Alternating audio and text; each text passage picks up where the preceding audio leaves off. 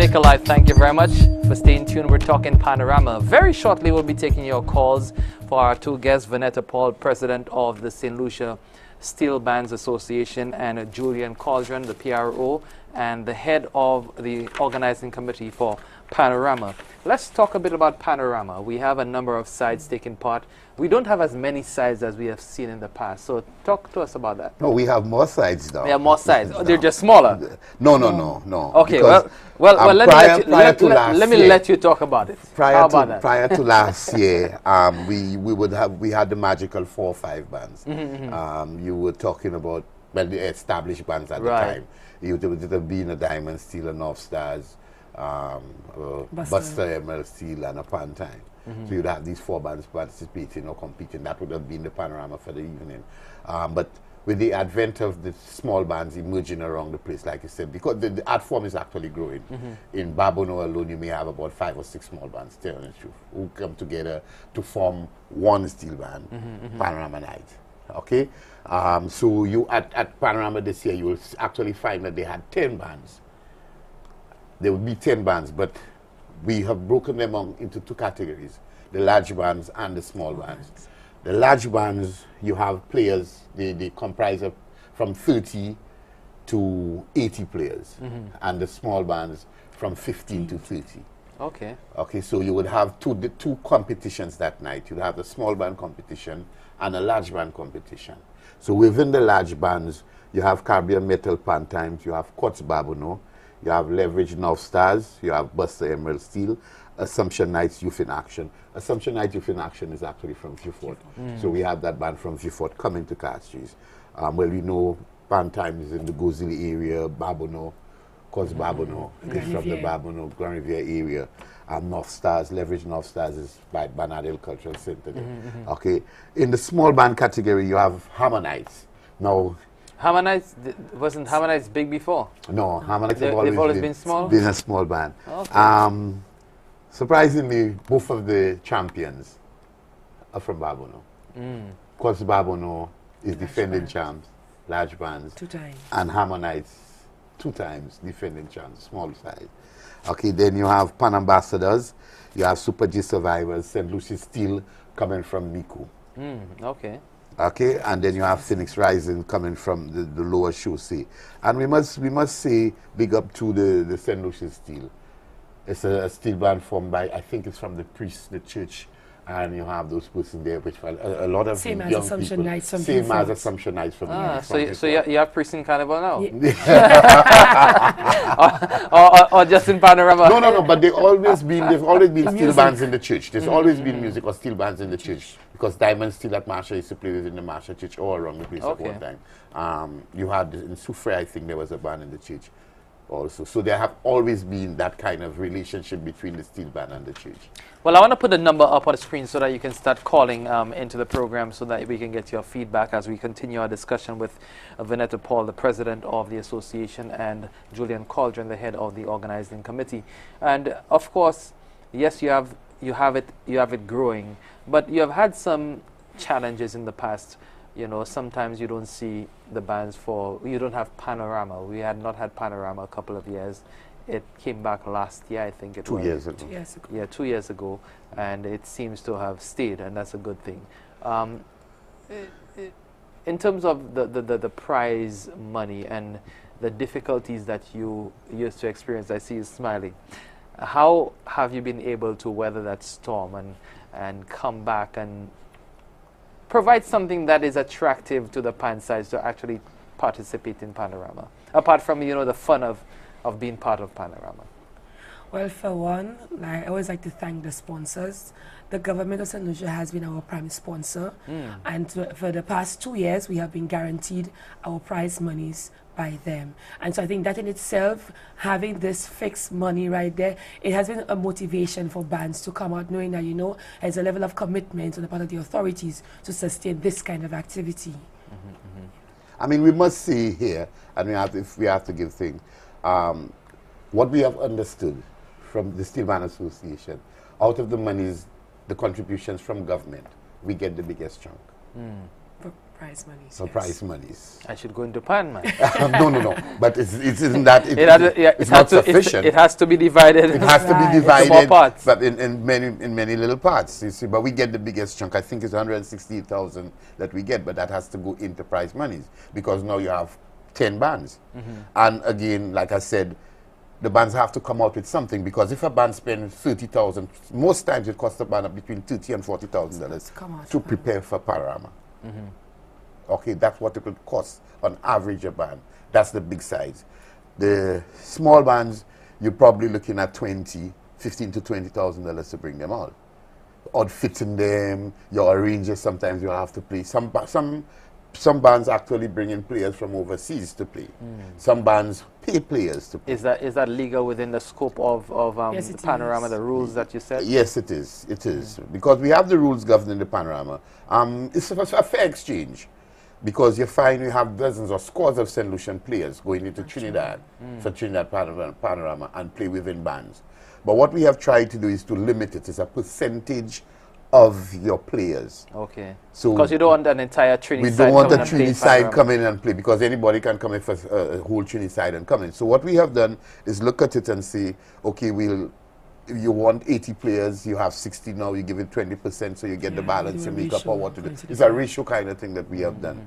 So even if the small size, we do that. So what you find with the monies that the government have given us, you have to pay everybody. You have to at least give, okay, what we have agreed on this year to make the bands feel good about the expenditure or what they put in through, we have guaranteed almost everybody a $15,000 prize. So what it is an appearance fee. Okay. Well, that's for the large bands. That's for the large bands. Okay. For the large bands. And for small bands, small bands at 6,000. Okay.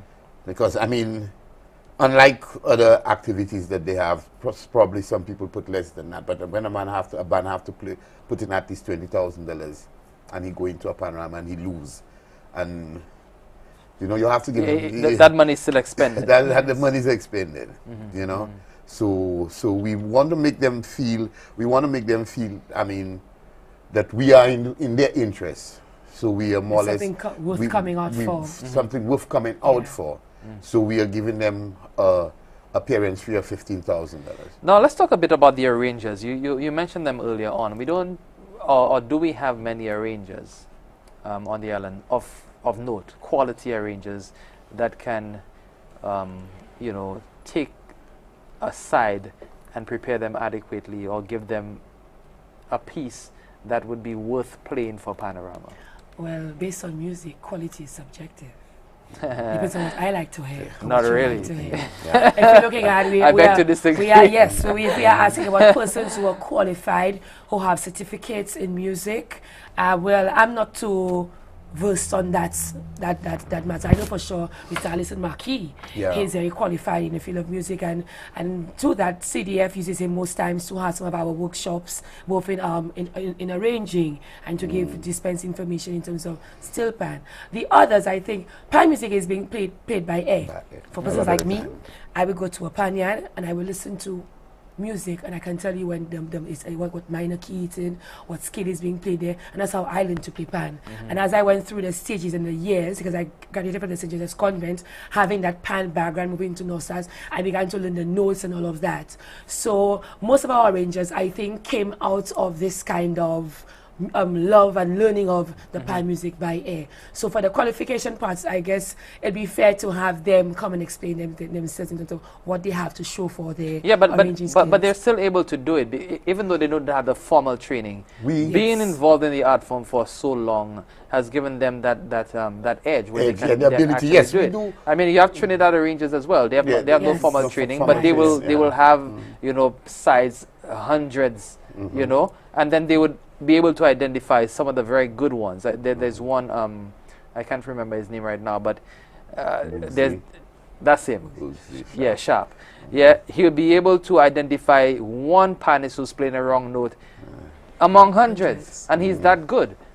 So I mean, you've been political here. You don't just say that some of them.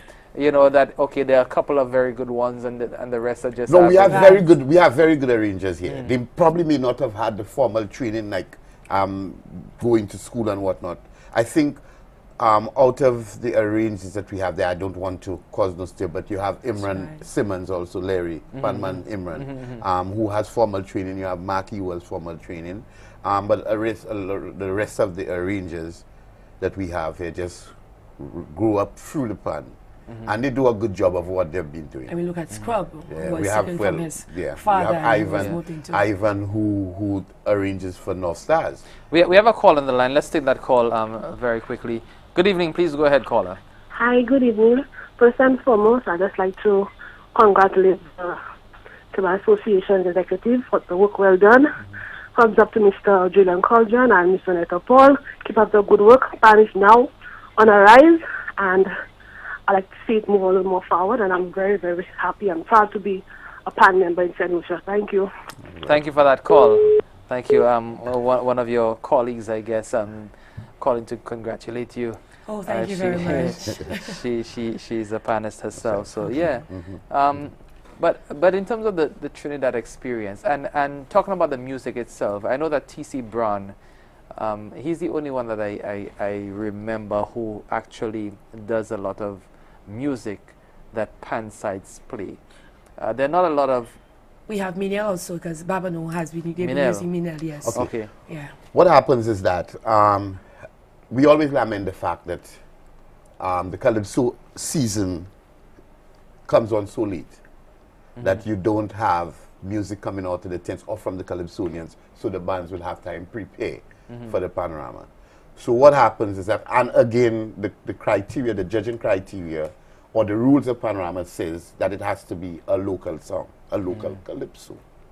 So you find some bands, because they have to go into practice 3 months in advance or 4 months before, they have to select a tune which is composed locally, sung locally, written locally. And then you find some people, when they go back into the old, they go back into the tunes that we have had before. But you have some bands who have the new experience by producing their own songs. So they come on, they write their own music and whatnot, and then they give it to a Calypsonian to make popular. Okay. So you would hear T.C. Brown singing a calypso because he, at one time, he sang it for other bands. He have sung it for about 2 or 3 bands so far. You had, what's his name now? This guy used to sing for Buster Emerald Steel. He used to be a Calypsonian also. Now you have Minel singing Babano, Cots Babano, test piece, panorama tune. So a lot of the bands create their tune. Sometimes the artist will write the lyrics to it. Sometimes the panist or the arranger put the music to it, and the artist put the lyrics to it, and they sing along with it. I know T.C. Brown did a lot of that with Diamond Steel at one time. Now we do it with Pan Times. Like we said, Minel is doing Babano, Cots Babano on. But some of the other guys, they just do the local tunes that have been played. But it's more intricate when you're doing pan. You know, it's not the normal 3-chord progression that you see in calypso.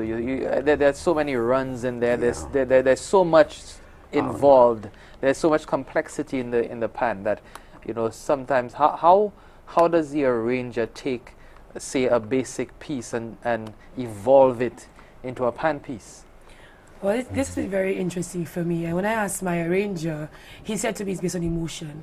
It depends on how he feels, because granted that even within the competition, your song needs to have different parts. So you need to have the Latin, you need to have the different variations, the change key, and all these things. And so I think perhaps they go on the inside, their inner feeling, and they just put down music, and then you get this very nice creation. But within all of that, you have a judging criteria, and which you are judged by. So the bands themselves, the arrangers, have to create their piece according to the criteria that we have. So, and there's different sections of the criteria. What does the criteria look like? The criteria would have a number of areas like, okay, your introduction, how you introduce your tune. So introduction would be scored. Then there's what you call reharmonization. Now, I'm not no musician, big time musician to be able to tell you, the arrangers will be able to tell you. But how you take that piece and you deal with that piece. Right. So the runs, you take that 3-chord progression and you make it more complex complex and whatnot. So how you actually do over the verse and chorus. Right. You understand? And then there's also, within the criteria, it's not only the music that is, the quality of the pans is also judged. So you have blending of the pans, how all the pans sound together. Then you have the tone of the pan. And then there's carnival spirit. That's the rhythm section. That's the rhythm, how uniform your rhythm so is. your horns and your Yeah, cowbell, your cowbells and and all of that. your grit and your your Afro-comb. Afro-comb, all of that part of the music, and all of that is part. Your steel rim your iron, and your iron. yeah. So your rhythm section, your consistency of your rhythm, that is also judged. You also get points for that. And then you get points for carnival spirit. So if you have a Monday, you have to rhythm just eating stuff, you trim up the... yeah, he has to be consistent. Your rhythm has to be consistent. You throw him off the stage. Yeah, because your panorama tune is basically about 8 minutes, So you have to create, minutes. yes, you have to create music for 8 minutes. But it appears that, the sides stay on for a much longer time. No, well, at one point we used to have a warm-up piece and a test. I see. That's what now, it is. In the essence of time. And fairness to the patrons. And fairness to the patrons, that we don't want a long show, we cut off the so it's just 8 minutes, and you have how many? 10? And you have so you have 80 minutes of actual steel pan playing, so an hour and a half, and you have to, just break for the sides, the movements, the changeovers. How much time do you give for that? Because that could be a drag sometimes for patrons. Well, we are trying to see whether it used to be 45 prior to last year, where we had the warm-up tune and whatnot. It used to be a drag. Last year we tried it with 30 minutes, and we are trying to see. Well, hopefully with 20 or 15 minutes this year. We're trying to tighten it. We're trying to tighten it this year, bring it down a bit. We have a call on the line. Good evening. Please go ahead, caller. Good evening, Mr. Reynolds. Good evening, sir. How are you? Very good. You? I think you guys, your audio has a problem. I could hardly hear you. You could hardly hear me. I'm hearing you loud and clear. Even while you're listening to the program on the television, it's breaking up. Okay, we'll have to address that issue. Okay, here it is. I have an issue with Wasco, first to begin. Is there any other, can we talk about that? No, this is not the forum for it. We're talking about Panorama. We're talking about Carnival. Isn't it this Newsmaker Live? It is Newsmaker Live. We're talking about Carnival. We're not talking about any other issue but Carnival this evening. Carnival, man. So what about people who are not interested in Carnival? Well, we'll have to have a different forum to discuss those issues. Oh, my God. And if you have a problem with Wasco... I need to make my point, and especially working for Wasco. And if you want to talk about Wasco's offices are open from like 7 o'clock in the morning to 4 in the afternoon, so you have that opportunity all day. What I'm saying is a problem there is, I need to point out to you guys. Well, you could call me tomorrow at in the newsroom, or you could call Wasco, and you could get away. Call Wasco directly. Well, get a way to get in touch with me, and we'll discuss Wasco issues some other time. How about that? Okay. All right. No problem. Thanks a lot. Yep. Yes. Yes. So trying to put rain on my parade, and put water in the pans. Yeah, I hope he's not trying to blight our different sound, so it will be judged down for the tone and the quality of the blend as a result of that. Yeah. You needed something. Yeah.